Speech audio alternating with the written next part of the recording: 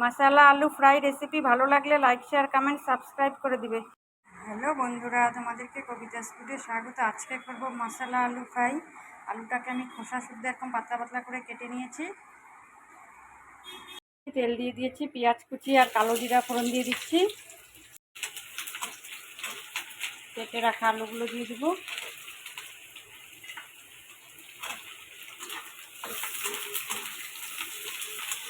পরিমাণ মতো লবণ দেবো। একটা বাটিতে আমি ছোট চামচে 1 চামচ জিরার গুঁড়া নিয়ে নিই, 1 চামচ চিলি ফ্লেক্স, সামান্য পরিমাণে গোলমরিচের গুঁড়ো, ধনিয়ার গুঁড়ো দিয়ে দিব। কাঁচা লঙ্কা দিয়েছি। কাঁচা লঙ্কাটা আমি ফ্লেভারের জন্য দিয়েছি। কাঁচা লঙ্কার স্মেলটা খুব ভালো হয়।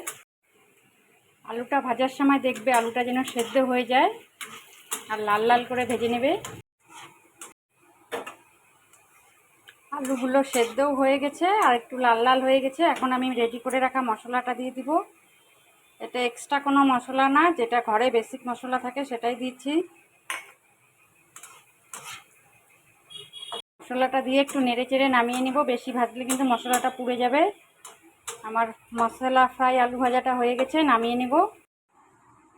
মশলা আলু ফ্রাইটা একটা ডিশে নিয়ে নিয়েছি।